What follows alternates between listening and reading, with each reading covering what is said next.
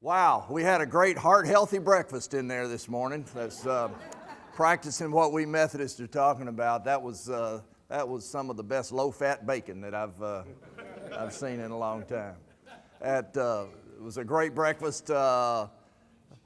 Yesterday was a good evening. I was kind of tired. I don't know about the rest of you, but I certainly was last night. I was about worn out. We're really glad that Roger's back spasms got better.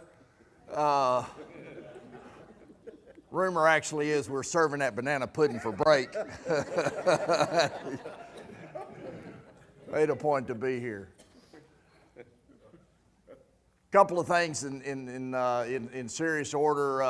Again, I extend my sincere thanks to Vin and to the foundation and the folks there that invited me, that put this together, and have offered this opportunity for those of you in these two annual conferences. Great leadership from your foundation as they're trying to do all that they can to help strengthen the local churches. And Vin, thank you so much. We really appreciate that leadership. I appreciate being here very, very much.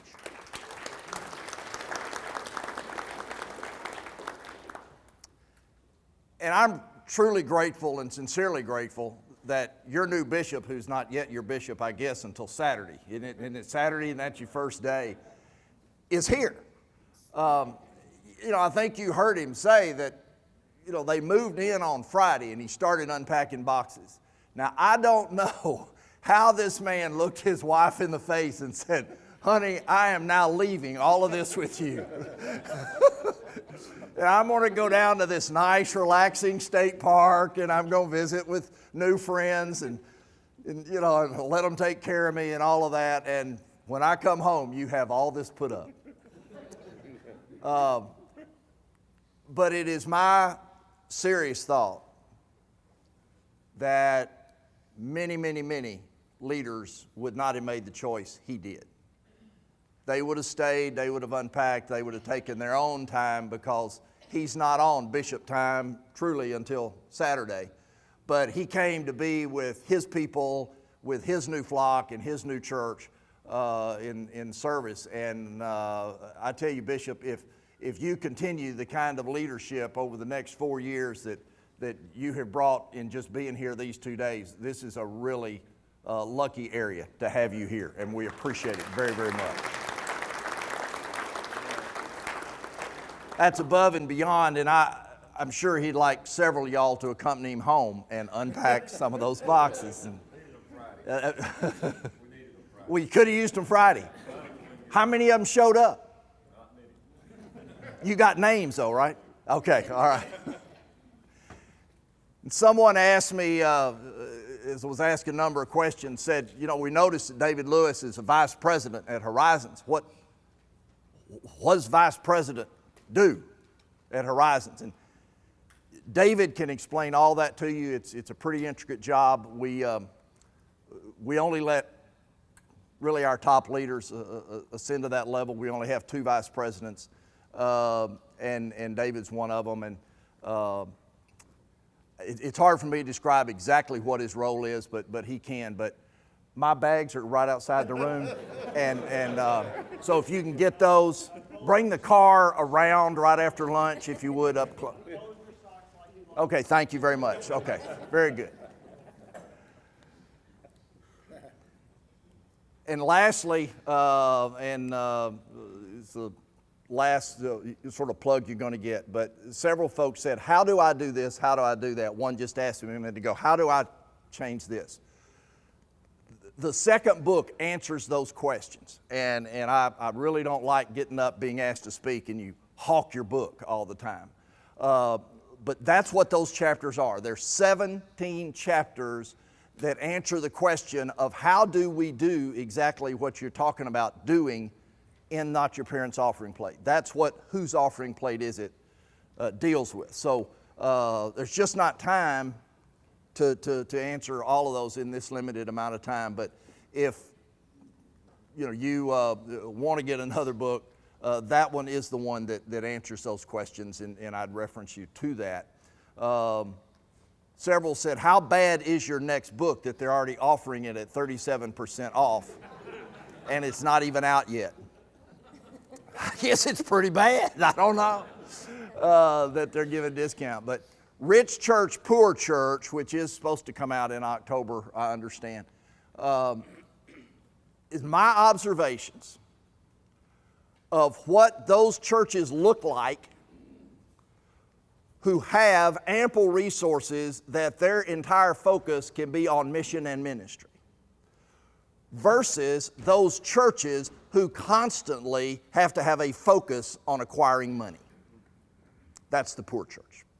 And I contrast those throughout that book, allowing finance leaders and pastors to go through and mark, my church is on the rich church side, or what we're doing is on the poor church side. So that's what that book is about. If you are interested, and you can get it for 37% off, apparently, from Cokesbury right now. All right. Today, what I want to cover this morning with you are the other two pockets of giving. We talked about the need for us to market to all three pockets. The annual pocket, which is the earned income pocket. The capital pocket, which is the accumulated, appreciated wealth pocket. And the planned giving estate pocket. Every donor you have has the capability of making gifts from those pockets. We tend, by and large, to do the worst job with capital and planned. And with those two, I want to talk a little bit about how potentially to be far more successful in doing that as you go back to your local churches.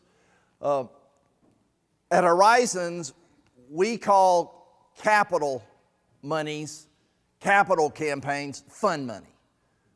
Capital campaign can be an awful lot of fun. It really can. As you watch a congregation climb a mountain they didn't think they could climb, and in short order acquire resources to do something pretty spectacular. Done right, they're really fun. Planned giving we call easy money. It is the easiest money to acquire. It requires less time, less effort, less energy from a pastor, a staff, and lay leadership for the return you can get. And yet it is the least practiced and least encouraged. And we don't understand, because it is easy money. Certainly a lot easier than an annual campaign, and far easier than a capital campaign. Why a capital campaign? Generally, it is to secure funds for a very specific project. Generally, it is building improvement, but lately, it has been debt. 5 or 6 years ago, 90% of all the campaigns that Horizons worked were for physical improvement. We would poll a congregation, and we would, in doing that and studying them, what are you interested in doing? You have a debt, you want to retire it, you want to do this education building, etc. Debt consistently ranked last. We can care less about it. It's not a real problem. We're handling it in operating budget. We want to build this, we want to build that. 90% of all the work. 3 years ago, that changed. 2 years ago, 100% of all the work that Horizons did was for debt.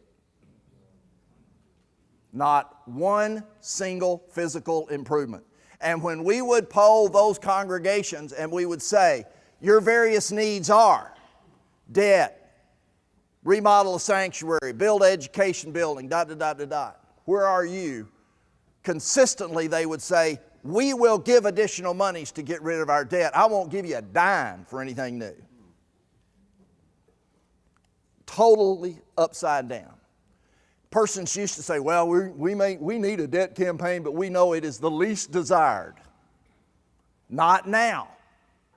In many, many churches, that flipped totally upside down, and it is the most desired. Now, we've seen a comeback in this past year, and we're probably running, 60-40 debt to new buildings that we're working with and seeing now. But the key to this slide, is the specific part. What you don't want to do is to run a campaign and put out there that what we're going to try to do are 35 various odd stuff all across the board. And we're just going to try to make everybody happy. So we're doing a little bit of this for the kindergartners, and then we're doing this for the elementaries, and we're going to do this for the youth, and we're tossing this in for the senior citizens, and da-da-da-da-da. And won't that work? Well, what happens when you are that kind of fuzzy is that the gifts get a little fuzzy. And instead of making everybody happy, you run a really good chance of having everybody mad about something.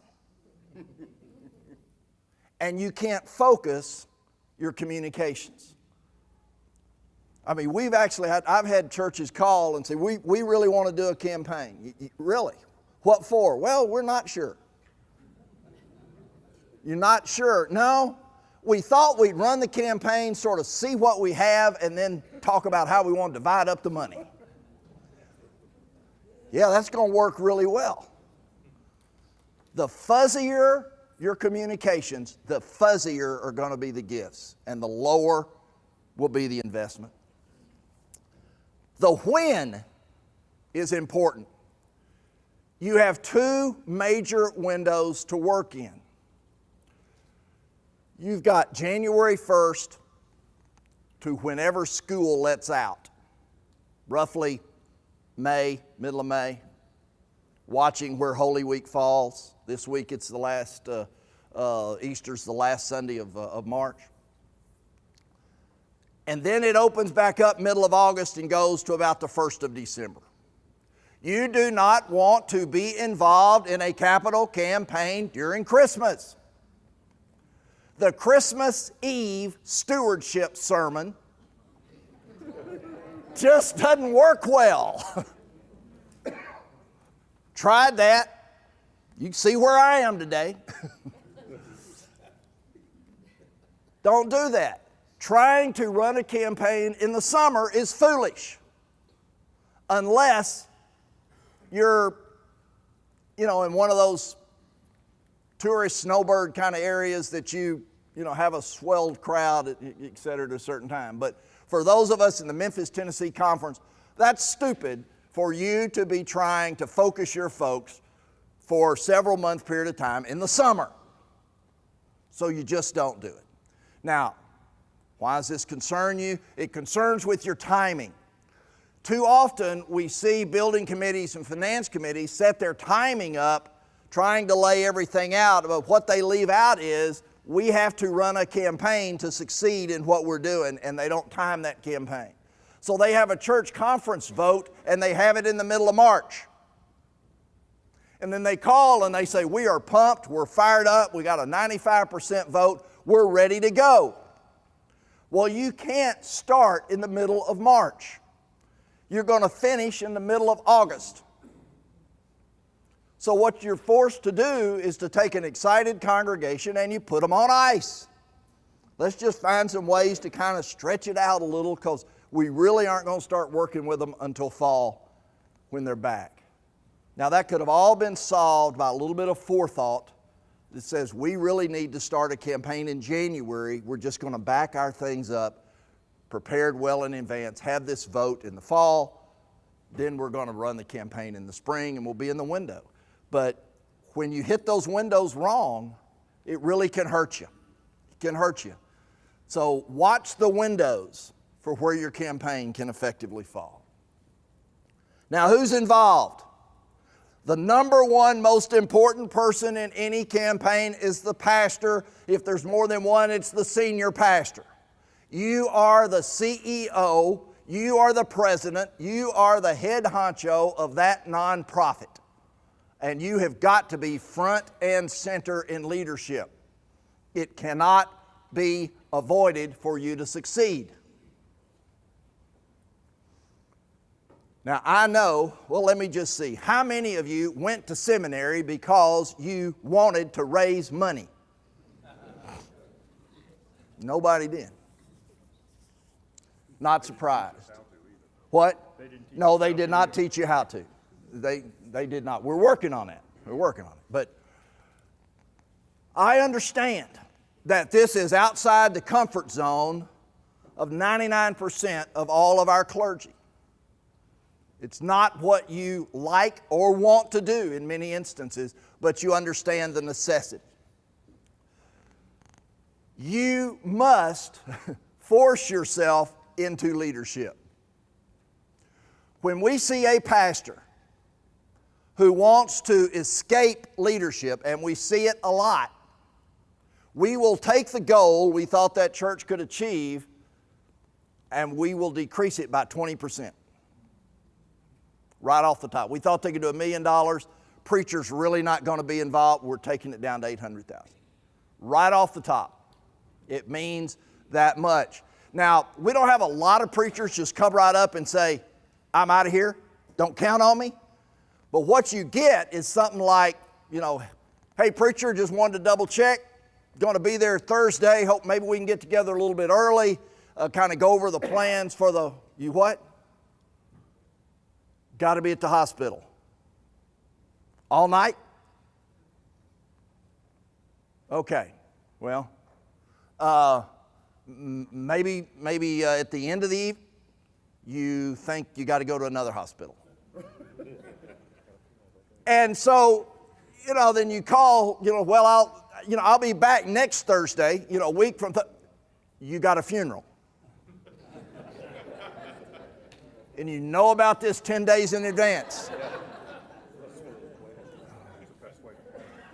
You just start seeing this, I'm just trying not to be present. I'll write a letter, I'll do something long distance. Unhealthy. Unhealthy. You've got to be involved. Secondly, a heavy involvement of the membership base. It is getting harder and harder and harder to get our people to leave their homes and come to church to do anything. It's getting tough. I understand that. And it has gotten in vogue with a number of organizations to say, we can do all of this without involving your people. We'll get them to fully commit their money without having to commit their time. That's a lie. It won't happen. It sells well, but it doesn't work. You must plan on an involvement of 40 to 50% of your people in a campaign if it's going to succeed. And then finally, you're going to have someone involved who knows what they're doing. If you are trying to raise more than 1 times your budget. So if your budget's $500,000 and you want to raise only $500,000, you can do that without taking significant risk and without having to get outside assistance. If your budget's $1 million, you can probably raise $1 million. But if you want to try to raise $2 million, you're going to have to get help. That's kind of the cutoff deciding point of when and where you need somebody who understands all of the potholes that you could possibly fall into. Now, I want to try to address this issue with you and own my bias, okay? David Lewis tries to earn a living doing this. Jan Lewis is counting on him earning a living doing this. I run the company that wants him doing this. So that's why you need to hire somebody. I'm owning the bias of what I do. But I want to try to talk to you in all of this as someone who hired a lot of persons for the 20 years they were a pastor and not just the 20 years that I've run the Horizons company. One of the huge debates anytime that a church is looking to hire somebody is, why do we need somebody from the outside to come in here and raise money for us? when I was a pastor, everybody we hired came out of Texas. Now, when you live in Arkansas, there is an inclination not to want to send any money to Texas. Texas is one of our poorer counties in the southwest part of our state.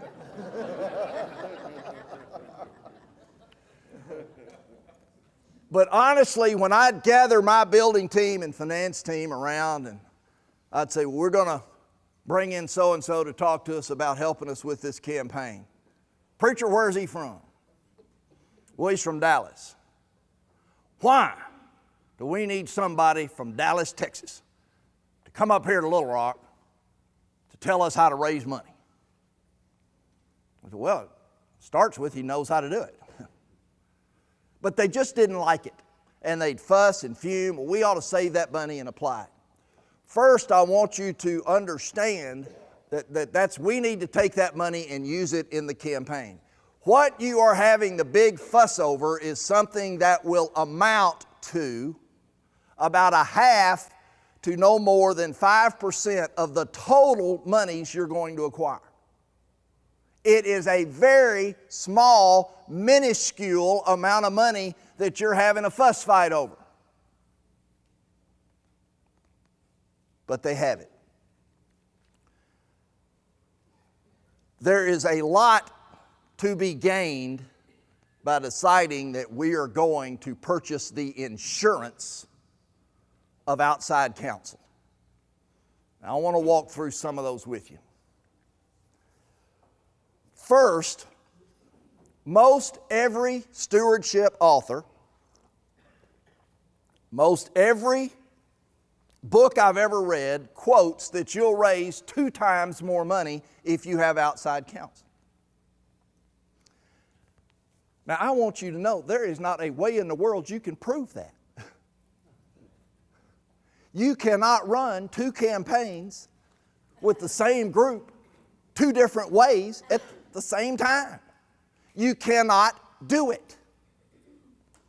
All you can do is to say, 3 years ago we did it this way, this time we did it this way, and here was the difference. But I understand there is a difference in a 3-year time frame in both the church and economy and everything else. There is no way you can prove this. But I put it on the screen because I believe it. I believe it because of what I have seen and witnessed consistently time after time after time. But it can't be proven. But just in mere dollars alone, that little 0.5 to 5% that a church winds up paying will probably amount to doubling the amount of funds that church would acquire.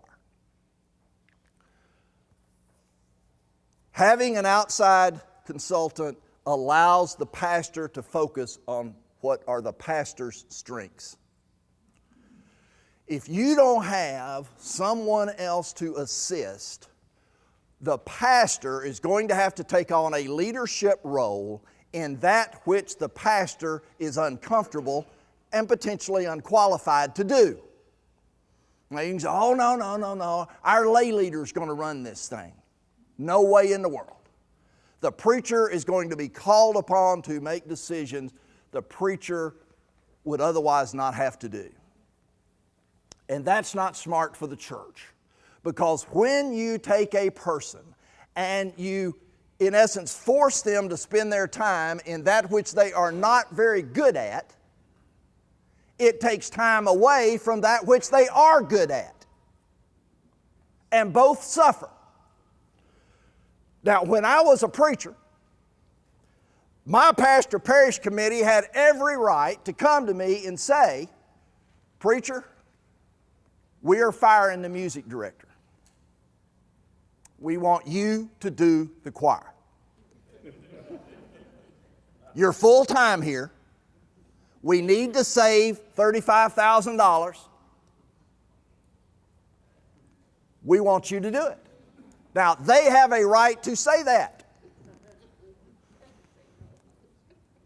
And if they had said it, and if they had pushed that on me, here is what would have happened. because I don't read music. I sing loudly, but not well. But I've now been given responsibility of the choir. I've got to stand up in a worship service. I want to go well, and I've got to somehow get this group of people to sing well, and I'm going to be the guy standing up, responsible. Oh my gosh. So I'm thinking, what do I know that we could sing? Oh man, I've got an Elvis gospel CD. We're going to do How Great Thou Art like Elvis did it. And I will take the CD in and I'll just play it in front of them several times. And say, just listen and try to sing it like Elvis on Sunday. And on Thursday, after choir practice, I'm so worried. I don't know if that went well. You see, Thursday used to be the day that I always finish my sermon. But I hadn't started it yet because I was worried Wednesday about the choir practice. And now I'm worried if it went well. And I could tell that the sopranos were really ticked. And, oh, geez, I think the DS is coming Sunday. And the choir's going to be terrible. You know what happened on Sunday? The choir was terrible. And so was the sermon. And I'm a pretty good preacher. But I couldn't do that well either because I was worried about what it is I don't do well. And I did run to the hospital really quick, but I forgot to go back and check. I just, because I'm stuck with this choir thing. Now, that's what would happen if I was pushed into a position of giving leadership in what I don't know well. And that's exactly what happens in a local church when your pastor is pushed into doing that. There's not a pastor here, as Ken just said, nobody taught me how to do this in seminary. And when you don't have outside counsel, that's who winds up leading that which they are not comfortable at, and the sermons get worse, and visitation gets worse, and teaching gets worse, and the campaign doesn't go well. And you did all of that because you wanted to save 2.5%. Not a good move. But I think this may be the biggest reason. It will keep your congregation unified. All of you who have been through capital campaigns, and many of you have, understand that they're very stressful. They are stressful because there is such a difference in success and failure. And you're getting one shot at this. We're getting one shot to build the new sanctuary. If we succeed in the campaign, we get a new sanctuary. If we fail, we don't. We're getting one shot to do the Family Life Center. If we succeed, if we don't. And as that campaign goes down the road, that stress builds because you don't know how it's going to turn out until the last day. And in the midst of stress building, you will have well-meaning members of the church rise up to assume command for the good of the church because they're afraid about the direction it's going in. And here's what can happen. Let us assume pastor is giving leadership to a campaign utilizing a book that he bought at Cokesbury. Cost $25, cheap investment, following its guide, walking through it.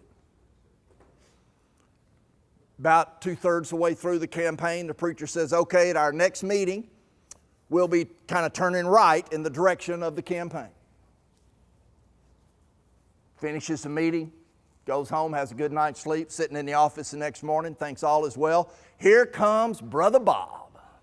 Brother Bob, member of the campaign team, bright and early in the morning before the preachers even finish that first cup of coffee. Coming in the door. Oh, Bob, hey, come on in. What's going on? Morning, preacher.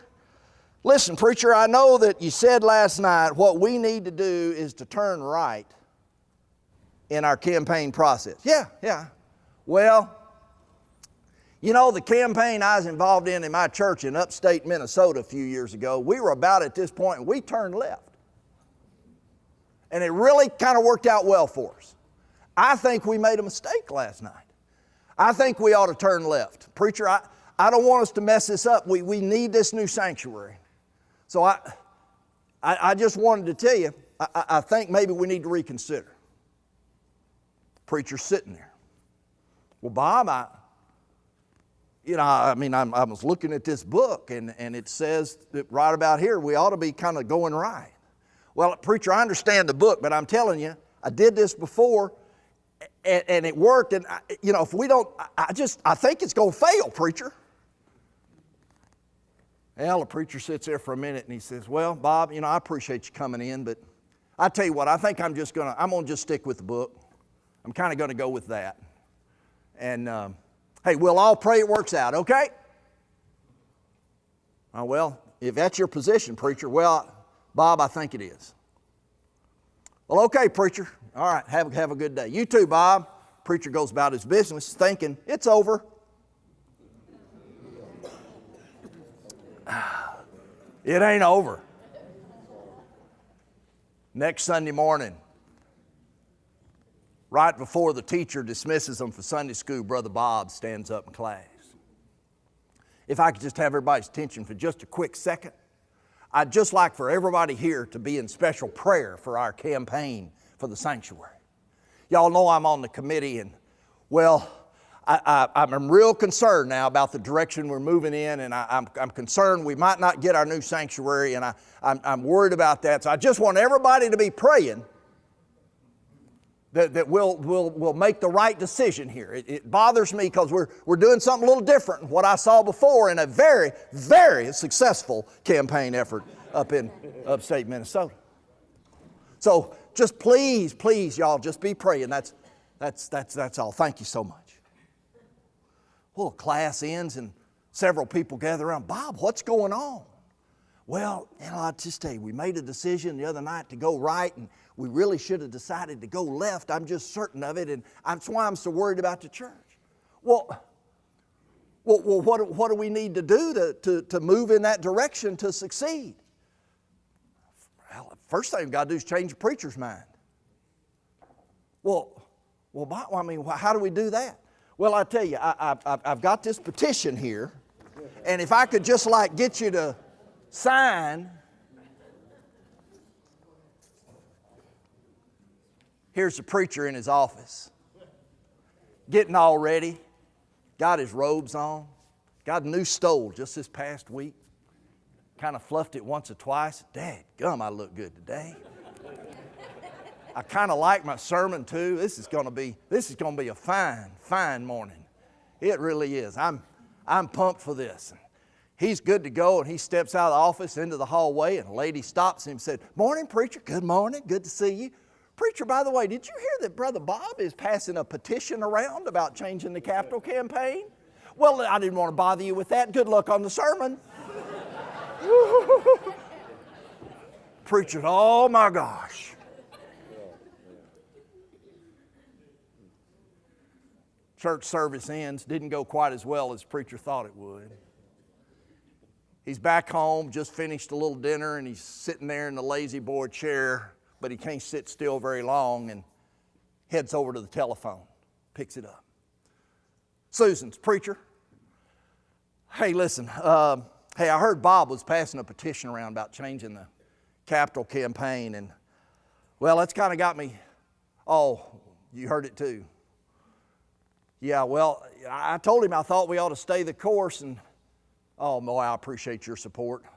Look, thank you for that. Listen, I tell you what, we need to get some of the trustees together on this, and I tell you what, call Joe, because I want the lay leader there, and look, if y'all could meet me down at the office about 3 o'clock, we've got to talk about how we can kind of stop this thing from going much further."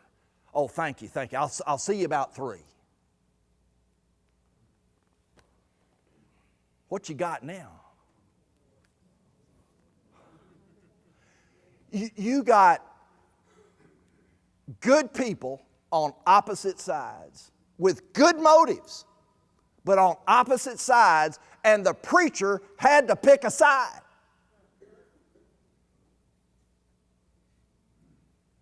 Now that's really risky.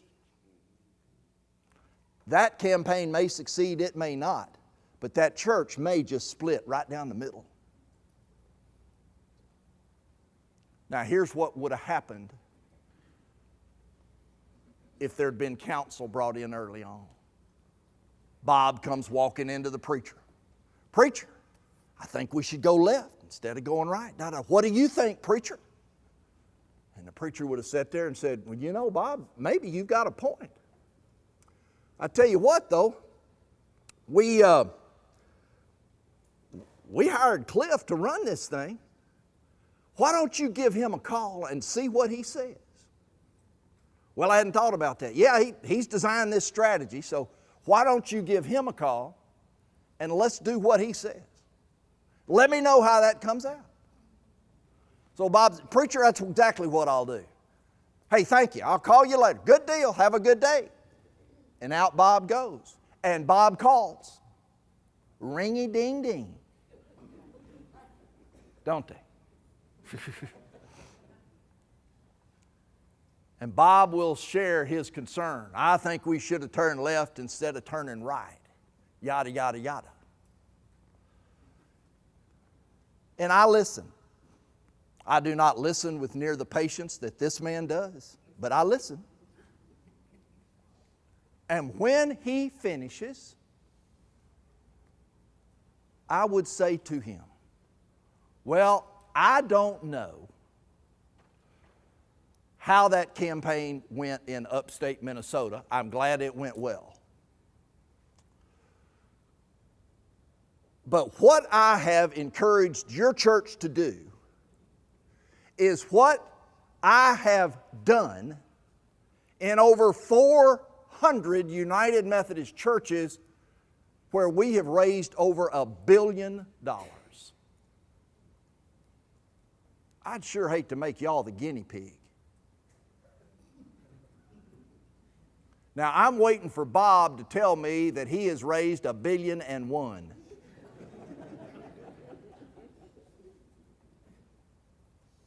And he didn't say anything. And then he says, I love this, every time is what they'll say. So you think this will work? And I'm like, God, I never thought of that.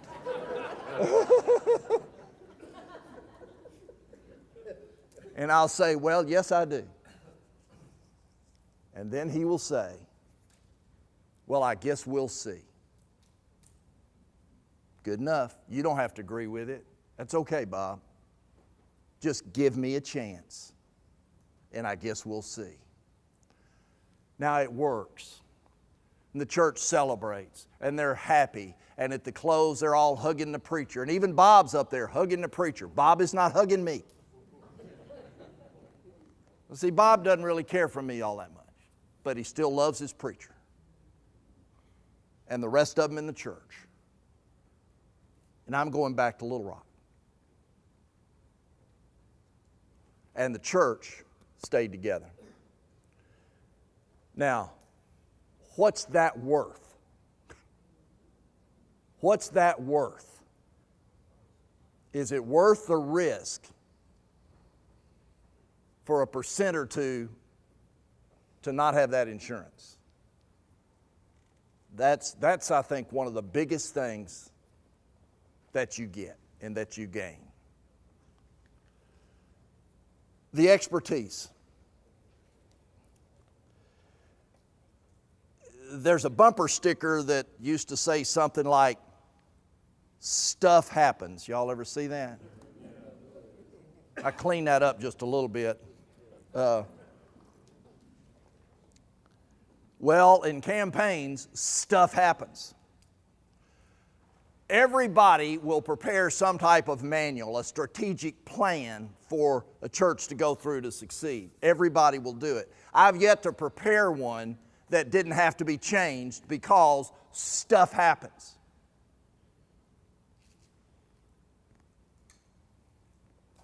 Hurricane Isaac is coming into New Orleans. I remember a few years ago I was working in Galveston when Hurricane Ike came through. Preacher calls me up day after they got slammed. hey, we don't have a roof. We don't have any power. None of my members have power in their homes. Some of the businesses are down. I've got 150 people in my basement right now on generators that we're trying to keep fed. We got a capital campaign meeting coming up in 2 days. What's your advice? Now I'm thinking, if you will turn to page 32 in your manual, it says, if there's a hurricane. And I can't say, oh, we're great hurricane church experts. We do it constantly. I can't do that. But I can take 20 years of experience and hundreds of churches and knowing this church and this congregation, make a judgment call that is probably closer to correct than anybody else who's there. And so we did. And it worked out, praise the Lord, in a beautiful way. But if there hadn't been someone else there and that enormous stressor had hit that church, what do you suppose they would have done with their campaign? Just ended it. I mean, just like, well, let's just stop this sucker now. And maybe never would have started back on that vision again. We found a way to continue that, frankly, even advance the goal that we were a part of to where it's an incredibly strong church, today. Stuff happens. And in the midst of that, you need someone who can make a call.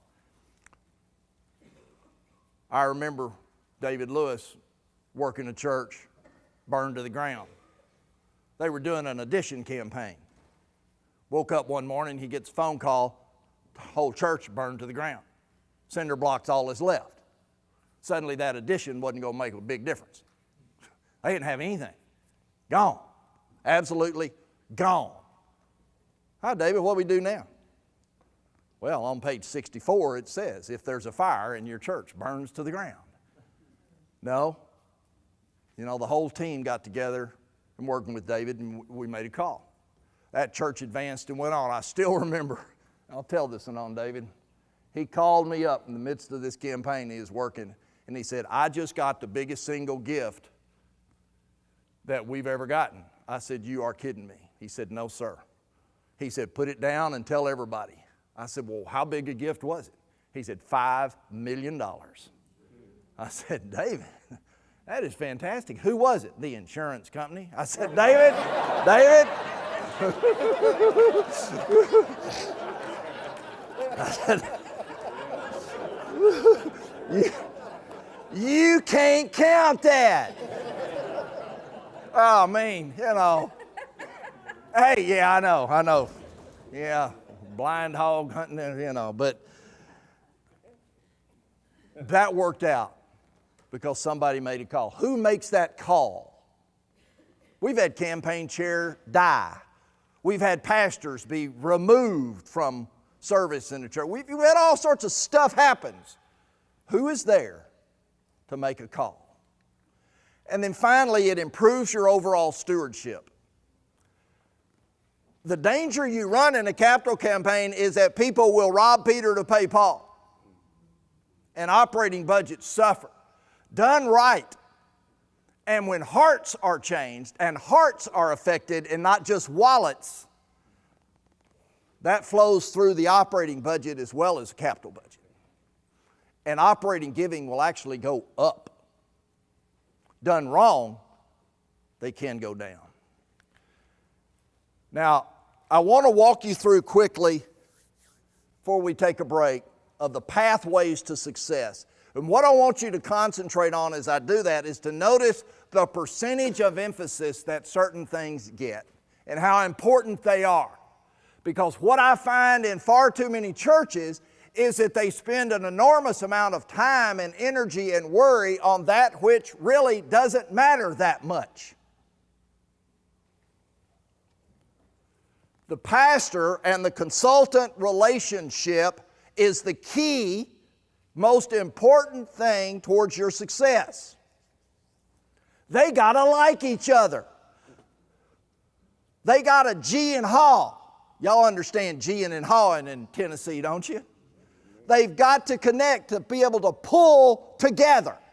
They start pulling in opposite directions for whatever reason, and your campaign dissolves. I don't care about the rest of it. They got to like working with each other. It is a relationship, a very close, tight-knit one that needs to be there. That means right at the start, you need to make sure that your pastor, or if you are a pastor, likes this person. That's good if you trust the company or ... But the key is not as much the company as it is the person who's bringing the business card to you. What you want to make sure you do is never, ever interview someone to work in your church and have them send a salesperson to do that interview. They ain't going to be the one to work with you. They're going to charm you. They're going to sell you because that's what they do. And then they're going to say, oh, you don't have to hire us until you've met so-and-so. What they just got were 2 interviews then. And you're already really inclined, because you fell in love with the sales guy, to accept just about anything from the next guy. And then you wind up down the road with somebody you just doesn't mesh. When we go into a church and we hear our last campaign was just terrible. Well, what happened? It's never, oh, that was a bad company or that was a bad plan. It almost always begins with, well, the person they sent just didn't fit us. That's where it starts. You protect yourself from that by getting to know that person from the very start. So you say to whoever you want to interview, do not send anyone to us whom you do not plan on assigning to work our campaign. No problem. We'll have that person come and they'll be accompanied by... Nope. Don't want the accompanied by. We just want that person. Because when your campaign starts, that person's all you got.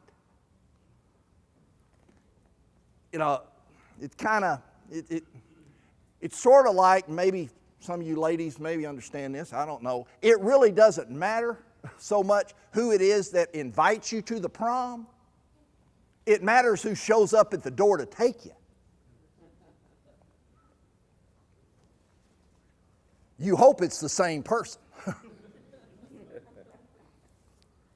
Well, because you got to spend all night at the prom with somebody. You're going to spend months with this person.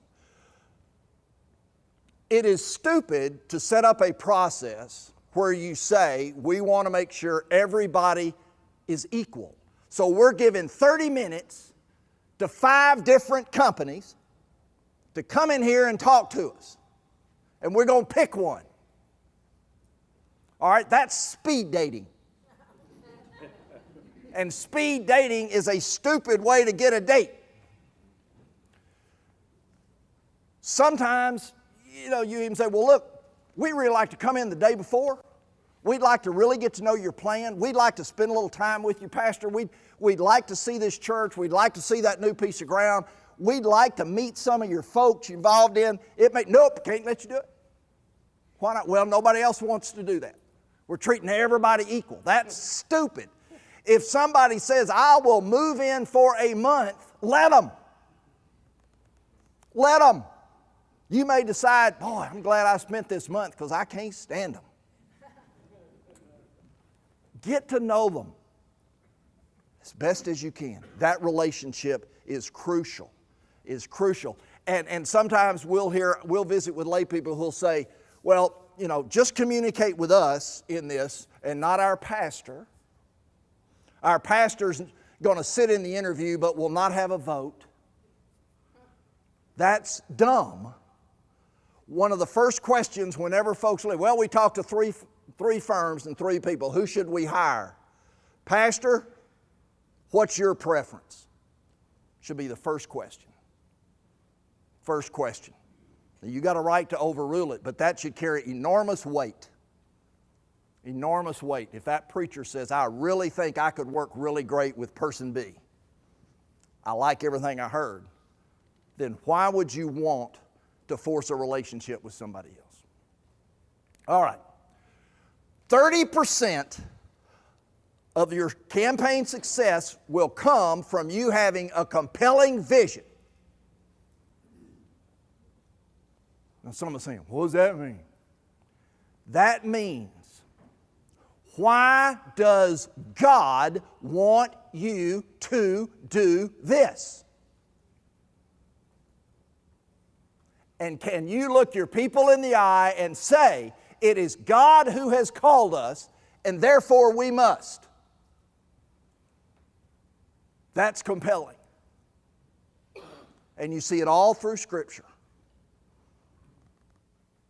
That's what started the movement. Too often we get phone calls. Hey, we're thinking about having a campaign. What for? Well, we're planning on doing a great hall, Family Life Center. Okay? Why do you want to do that? Huh? Why do you want to do that? Well, we don't have one. All right? Why is it that God wants you to have one? Well, we ain't got any place to eat right now. Okay. Why is it that God thinks you need to spend $2 million and build a Family Life Center? Yeah, well, the Baptists did one, and I mean, they seem to be, going really. We all kind of chuckle, but when I hear this time after time after time, I kind of start crying. God's not anywhere in the equation.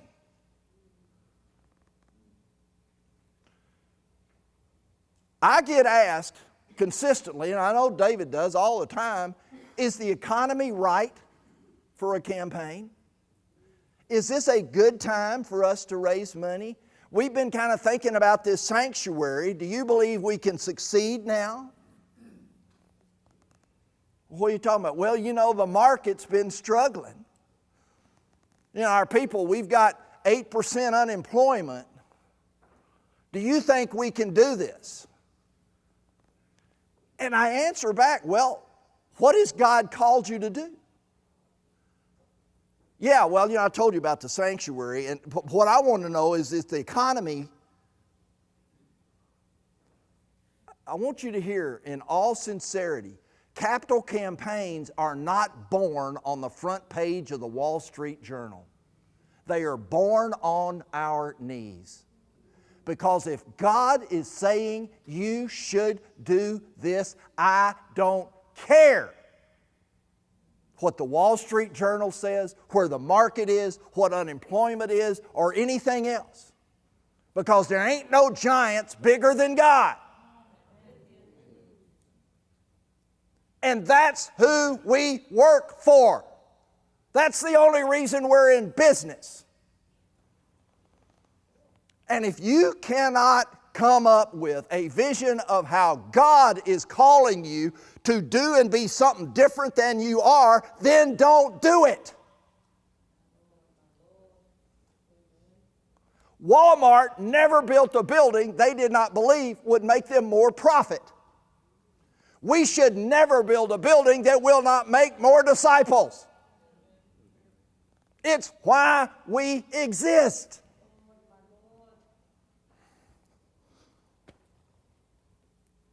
Can y'all tell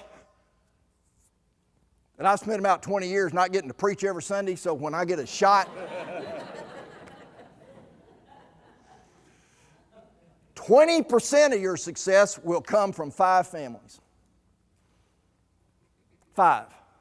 Whether you got a $5 million budget or whether you have got, a $50,000 budget, 20% of your success will come from 5 families. And if you don't have a strategy for 5 families, then you're costing yourself 20%. 15% is going to come when leadership takes ownership. when folks quit saying, well, this is the preacher's campaign, or, it's Clif's campaign, or, when it becomes ours, this is our vision, it's our goal, it's our journey, it's our promised land. When they take that ownership, and then 10% will come when advanced gifts set the pace. At 10 to 15% of your congregation that steps up before anybody else does and said, I'm going to put mine on the table. Now, all of those, the 5 major gifts, the leadership and taking ownership and advanced gifts, should all be a part, those persons need to all be a part of your steering committee or your campaign leadership team. Nothing is going to be more important than putting the right people in the right place. If I'm putting a choir together, I would like to have folks who know how to sing. If I'm putting a capital campaign together, I want to have folks who know how to give. Duh. You will want to spend an extraordinary amount of time making sure, because look how much of the success depends on that team, nearly half, everybody on it is right. Knowing that, we'll spend enormous energy and a number of days just getting that team selected before we ever have a training session. Because once they are selected, we can tell if we're halfway to success. I'll give you, kind of in closing out this capital campaign piece, a little horror story. I've had several horror stories in my ministry. This one I wasn't totally responsible for. When we're hired to go and work in a church, we initially ask for a great deal of data and information so we can get as good a picture of that church as possible. One of the things we always ask for is a donor list. A list of your givers from top to bottom. We want to have that in our hands before we visit with the pastor about the types of persons he or she believes should serve on this team. And we want to be at least seeing on paper that they have shown an ability and a desire to give in the past, as we're trying to anticipate would they give in the future. Well, working with a church in Los Angeles, I got the notebook back weeks in advance. That was great. Pastor sent it to me. I'm looking through it. I got everything in it except for the donor list. I called a preacher. Preacher, thanks for the book. Listen, I think that donor list was left out. Oh, well, yeah, they don't let me see that. Well, preacher, I need it. I know. The treasurer is supposed to send that directly to you. Okay, I'll look for it. Several days go by, it doesn't show up. Call back, preacher. Hey man, I'm just hoping that donor list's in the mail. Do you know where it is? He hasn't sent it to you yet. Look, I'll mention it to him again. Several more days, a week goes by, still don't have it. Call him up, preacher, you and I got to be talking in the morning about these people, and I don't have that list. Well, I don't understand that. I'll see what I can do. Don't have it. Next day comes. He and I have got to talk about who he wants to have on the team. I don't have the list, so I'm kind of working blind, but we're having the conversation. I said, all right, preacher, go ahead. Just talk to me about your folks. Who do you think ought to chair this? Well, I got to exactly the right guy. Who? Well, he's a cardiologist, former chairman of my board, and just a great guy. I really like him, and I think I want him to be the chair. Well, all right. On the surface, that sounds all right. All right, let's talk about the second person and the third and fourth. We kind of went through a dozen or so people for his church. I said, look, I'm flying out there next Monday, so hey, try to get me that list for you. I will. Next Monday comes, I don't have the list. I get on a plane, I fly to Los Angeles, I drive out to his church, get there plenty early. He and I are sitting there just kind of visiting a little bit about this, that, and the other, and we're chatting. He hands me a list of our appointment schedule that he's made for us to go see these folks. Looks great. We'll be heading out there later this afternoon. Then he says, oh, man, I forgot. He reaches over and he gets this large brown envelope, hands it to me. It is clasped over, taped, and stapled.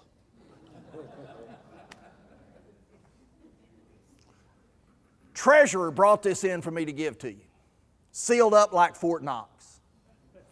Preacher's kind of rambling on about something. I'm just, sort of just tearing that up as we're chatting, and I finally kind of get it open, and I thought, all right, I'll just, kind of as we're sitting here, I'll just double check the donor list with this list of appointments we got. First, I want to see, obviously, where's my chairman? Where's this person who's going to chair? So I'm looking down here, on the donor list. First page, second page, third page, fourth. Oh, shoot. Preacher. Do you know this cardiologist guy that we're going to meet, this Dr. Owen? Yeah, great guy. He only gave you $500 last year. No! Yeah! Man, he was the chair of my board. I don't care if he was the king of Morocco. He only gave you $500. Preacher, I'm looking over your list. There's not a person that you've chosen that's in the top 50 of your donors. No!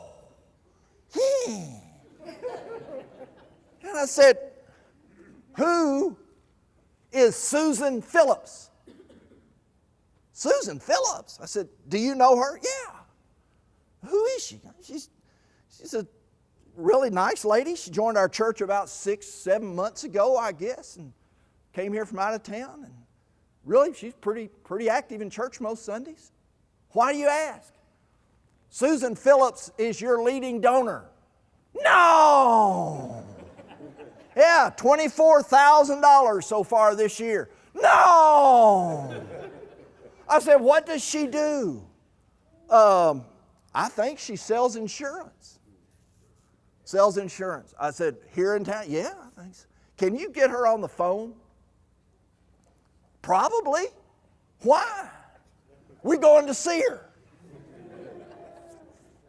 Oh! He's over looking in the computer, gets number, calls her up, I hear him chat with her. Or would you be available? Okay. Oh, thank you so much. He hangs up. She's in her office right now. I said, how far is it? About 10 minutes? I said, let's go.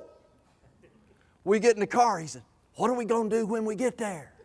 I said, we're going to ask her to co-chair this campaign.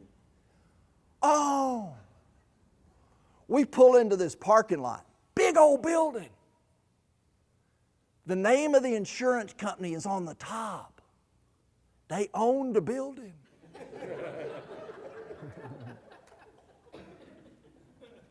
You walk in, they have these boards, these black boards, and they have the names in white as to what floor you're on, Guess what floor Miss Phillips is on? Top floor. How about that? We get in, we go to the top, we got off. 2 offices on top. Both of them occupy 1/2 of the floor. To the right was the CFO. To the left was the CEO. Miss Phillips' name was right above the CEO line. She ran the insurance company. We walk in, her office is about the size of this room. Her secretary was there, but the door was open because Miss Phillips was looking for us, and she actually saw us in the anteroom, and she got up from behind her desk, and she comes out very, very gracious. Oh, preacher, she said, how good to see you. And she hugs his neck, and we shake hands, and, the preacher is like, I think maybe I need to take over here. And so I kind of guided him over to this couch, and we sat down, and she sat down. What can I do for you, Miss Phillips? Your pastor and I really don't have a lot of time, but we're out visiting with persons today to ask them to be involved in this campaign for your new children's edition that you're looking to do. And your pastor has you down to co-chair the campaign.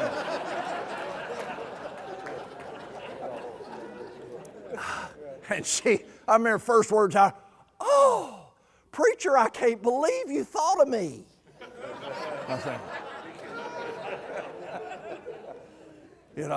and then, she starts in, it's just an incredible lady, and she says, "Oh my gosh," she says, "well, I haven't been there but a few months, but I love this church. I just love this church, and it's been a wonderful, wonderful place. And gosh, preacher, if you think that I'm the right person to do this, yes, I'll be happy to do that. I'm not sure what I can bring and what I can offer, but if you need me, you can count on me." And he was like, and so now that's a yes, right? All right, in my business, once you get yes, it can only get worse. So we're getting out of there because we got the yes. So, I've had Miss Phillips, that is great. I've got some materials for you, and I'll be in touch with you. You'll hear from me. Don't you worry about that. Your preacher and I've got a number of other people to go see, and I'm kind of getting him up, and I'm sort of walking him out to the outside. And thank you so much, lovely office. And we're almost to the door. She says, "Hey, wait just a second." She says, "Now, please understand that I have yet to even think about this campaign. I just didn't even know about it until now. But I'm going to start praying about it and thinking about it right away." But she said, I've been involved in things like this before." And I was saying, "I bet you have." Nobody else would overlook you. And she said, "And I know that it helps in recruiting persons if you have some type of leadership gift up front as you're talking to people to help them believe that it can succeed. So please, as you're sharing with other people, feel free to share with them that you already have at least one gift of $100,000. Well, when she said that, my first thought was, he is going down.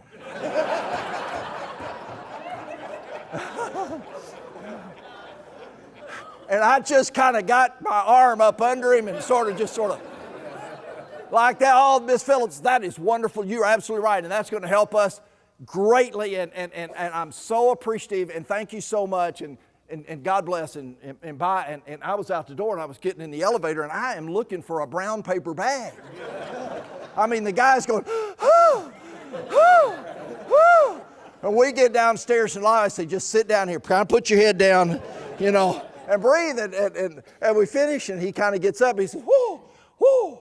Well, what are we going to do now?" I said, "We're going to go get a co-chair for every position on your team." And that's what we did. Now, I'll finish this up. Miss Phillips gave us wonderful leadership. She was an incredible lady. She wound up giving the church $250,000 in the campaign. The church exceeded its goal, did enormously well. But I'll tell you the neatest moment for me, knowing what Miss Phillips was doing and having these conversations with this wonderful steward and watching and hearing her testimony as we sat one-on-one from time to time. I asked her if she'd be willing in just a meeting of leadership to sort of share why she was making a gift and what that gift was. Well, she said, "If you think it'll help, I'll be happy to." So I had my $500 doctor sitting right beside Miss Phillips, and we're in this room. And I said, I invited her to share with us, and she began to talk. And of course, he was sitting there going, "Isn't this sweet? Isn't this nice?" She said, and that's why I want to give $250,000. And he just went, and the look on his face was just priceless. I loved it.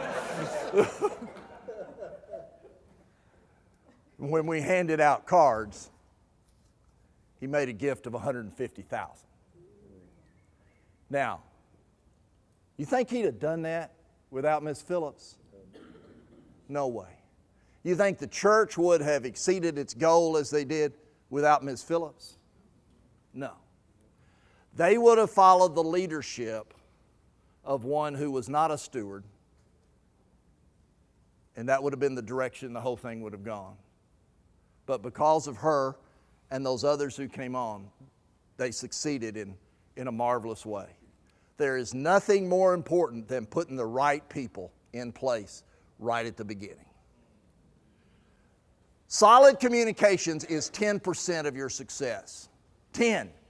This is where I see people fret, oh my God, I don't know if the brochure is going to look good. Oh geez, I think we're 2 days late on the printing. It doesn't matter very much. I have yet to find somebody say to me, I have decided to triple my gift because the brochure looked good. 5% is when the general church gets on board, and that brings you to 100% maximum success. You put your energy where you get the most bang for your buck in the leadership at the top. Okay. I'll take 1 or 2 questions if you got them on anything I said before I give you a break this morning. Did she give you that money, those millions of dollars, in one lump or over 10 years? No, she gave $250,000. And she gave that $250,000 over a 3-year period. On campaigns that do well and go over the goal, what happens when people learn that it's gone over the goal? Good question, because we had that in Houston a couple of years ago with the church. They had a $3 million goal and we raised $4 million. And we saw it coming, and I started telling the pastor, you must develop with your leaders right now a vision for that $1 million. You have got to start sharing with them what you will do with additional funds immediately. They never got it out.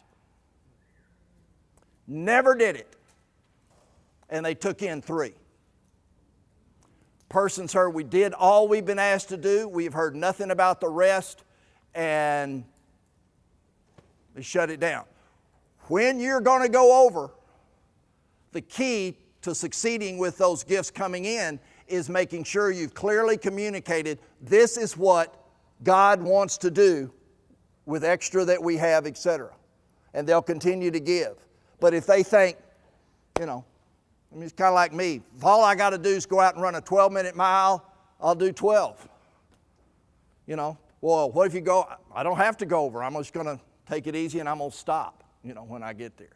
So that's the key. It's the vision you have for the extra. Yes, ma'am? You said early on, if your church wants to do a campaign that's equal to or less than your annual budget, Huh? do you have any suggestions, though, without a consultant, of how the pastor can avoid the conflict or... Yes. More than happy to spend time with you on the phone, talk with you about that. Call David, call me. We can walk you through some of those steps. You frankly don't do it with a big campaign process and meetings. That really happens more behind the scenes in some things that you do. It's kind of individual per church, and so I don't want to go all through it, but the meter's not running if you want to call. Yes, sir?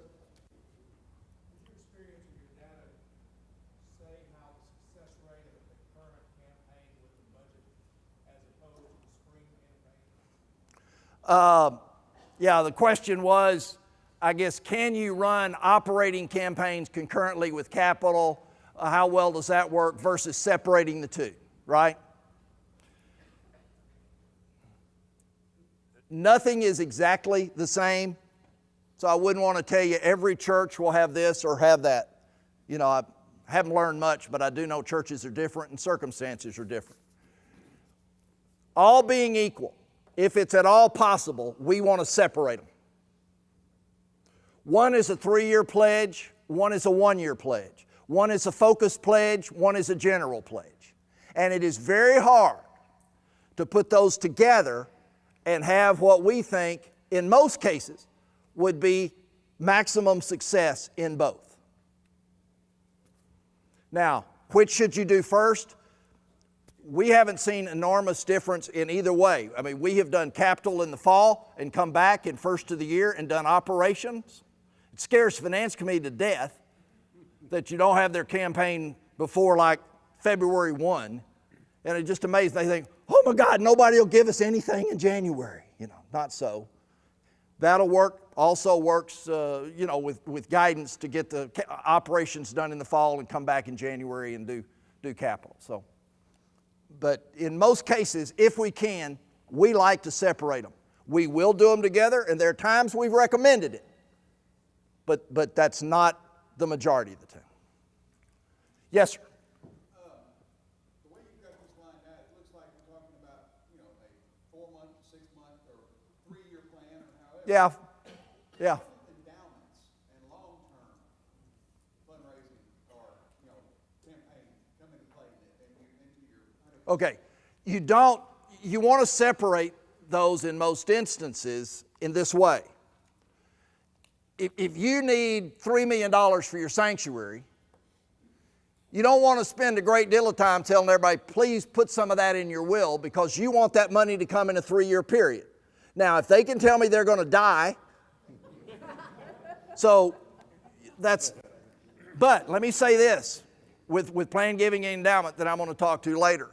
We love to do a building campaign and put planned gifts for an endowment into it. No college or hospital does a building without endowing the building. They say, we got a $14 million campaign for the science building. That's 10 to build the building and 4 to endow it, maintenance and upkeep. Hardly any churches do that. We're starting to do more and more of it. But churches are usually so tight, they say, oh God, we're going to have a hard time raising all the money, so let's toss out what was going in endowment.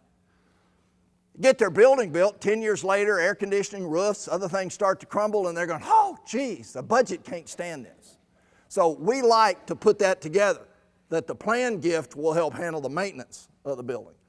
The other thing that we have started doing more of is a capital campaign that is 100% for endowment.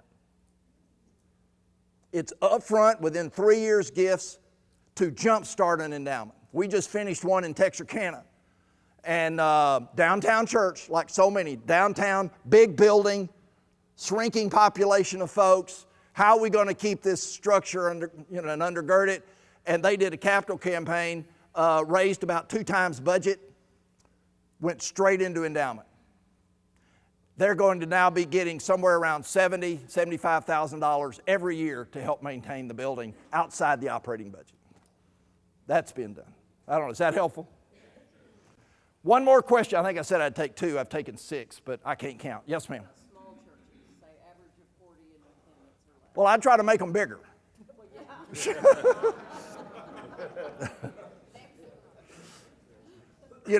You said small church, 40 or less in membership. You don't need to be following this kind of intricate process.